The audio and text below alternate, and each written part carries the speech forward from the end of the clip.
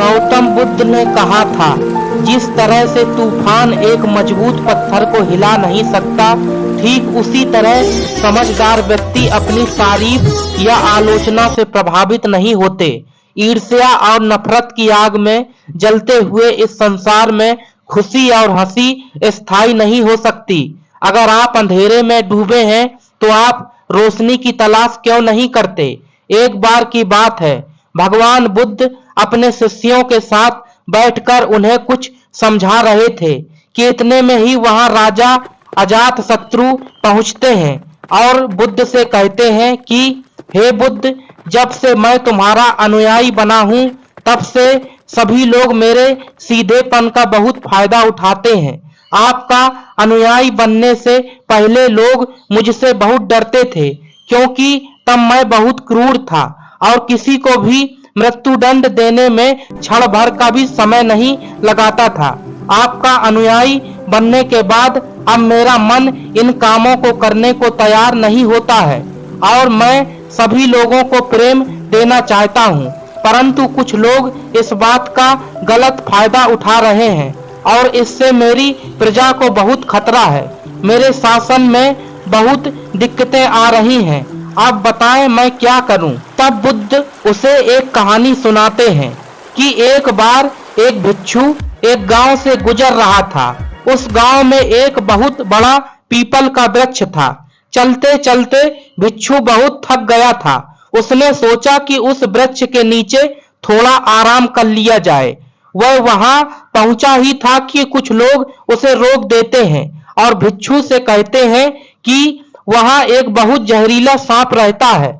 उसने बहुत से लोगों को डस लिया है। वह इतना खतरनाक है कि जो भी उसके सामने आता है वह उसे जिंदा नहीं छोड़ता। भिक्षु मुस्कुराता है और कहता है, एक दिन तो सभी को मरना है।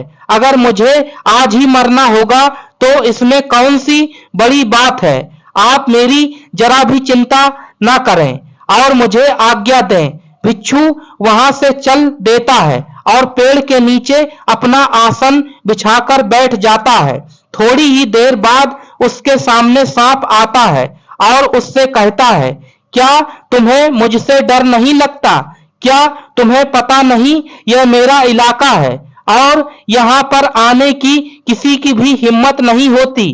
तब भिक्षु उससे बहुत ही प्रेम के साथ कहता है, इसमें डर वाली कौन सी बात है? तुम जो भी करते हो वह इसलिए करते हो क्योंकि तुम्हें डर है कि कोई तुम्हें मार ना दे, इसलिए तुम दूसरे को डसते हो। मुझे किसी बात का डर नहीं था। मुझे मृत्यु का डर है और ना ही जीवन की लालसा है। कोई मुझे नुकसान पहुंचा ही नहीं सकता, तो फिर मैं क्यों डरूं? सांप को यह सुनकर बहुत गहरा आघात पहुंचता है। उसने आज तक ऐसे व्यक्ति देखे जो उससे डरकर भागते थे। उसने आज तक ऐसा कोई भी व्यक्ति नहीं देखा था जो उससे नहीं डरे। भिक्षु की इतनी बातें सुन सांप उनके चरणों में लेट जाता है और उनसे कहता है, आज तक मैंने जो भी किया अपनी जान बचाने के लिए किया, क्योंकि अगर मैं इस तरह का रूप धारण नहीं करता तो लोग मुझे जिंदा नहीं छोड़ते। तब भिक्षु उससे कहता है, तुम एकदम सही कह रहे हो, लेकिन अगर तुम इस मोह से मुक्त होना चाहते हो तो एकदम शांत हो जाओ, प्रेम से भर जाओ और यह जानो कि एक दिन जीवन समाप्त हो ही जाएगा। उसके लिए बुरे कर्म करने की कोई आवश्यकता नहीं है। इतना कहकर वह भिक्षु वहां से चले जाता है और सांप उस भिक्षु की सारी बातें अपने दिमाग में बैठा लेता है और वह यह तय करता है कि आज से वह कोई भी गलत काम नहीं करेगा। सांप सभी बुरे कर्मों को छोड़ देता है, लेकिन इसका उस पर उल्टा असर पड़ता है। जो लोग उसे पहले देखकर भागते थे अब उसके सीधेपन का गलत उपयोग करने लगे। अब सब लोग उसे छेड़ते, उसे चोट पहुंचाते। अब सांप बहुत दुखी रहने लगा और बहुत ज्यादा चोट से ग्रस्त रहने लगा।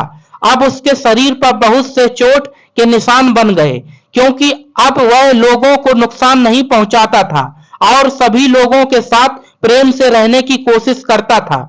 लेकिन लोगों में उसके प्रति जो भय था वह ही उसे सुरक्षित रखता था। कुछ दिनों बाद वह भिक्षु फिर से उसी पेड़ के नीचे आता है और वहां अपना आसन बिछाकर बैठ जाता है और उस सांप को देखकर बड़ा आश्चर्यचकित होता है कि पहले सर्प की क्या स्थिति थी, लेकिन अब सर्प की क्या स्थिति हो गई है और वह उस सर्प के लिए बहुत चिंतित भी होता है। भिक्षु को देखकर सांप कहता है, हे भिक्षु, जब से आपने मुझसे कहा कि मैं शांत हो जाऊं और प्रेम को अपनाऊं, तब से लोगों ने मुझसे बहुत गलत व्यवहार करना शुरू कर दिया, जिससे मुझे जीवन जीने में बहुत कठिनाई हो रही है। अब आप ही बताएं मुझे क्या करना चाहिए।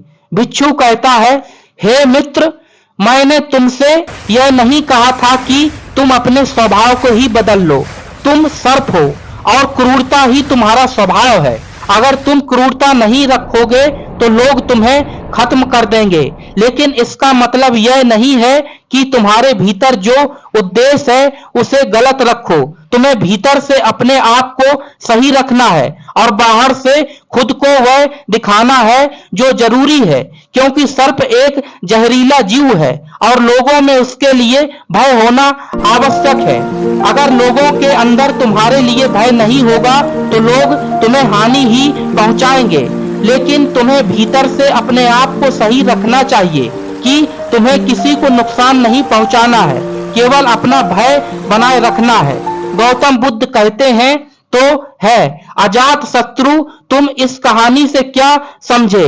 तो इसका मतलब यही है कि तुम अपने स्वभाव को मत बदलो, तुम अपने आप को समझो। तुम अपने आप को प्रेम पूर्ण बनाओगे तो अपने उद्देश्य को अच्छा पाओगे, फिर तुम्हें उससे खुशी मिलेगी और जब तुम्हें खुशी मिलेगी तो तुम लोगों को खुशी दे सकोगे। और यहाँ इस बात की जरा भी जरूरत नहीं है कि तुम बाहर से लोगों को क्या दिखा रहे हो। जरूरत इस बात की है कि तुम भीतर से अपना उद्देश्य क्या रखते हो। मित्रों, चैनल को सब्सक्राइब अवश्य कर देना। धन्यवाद।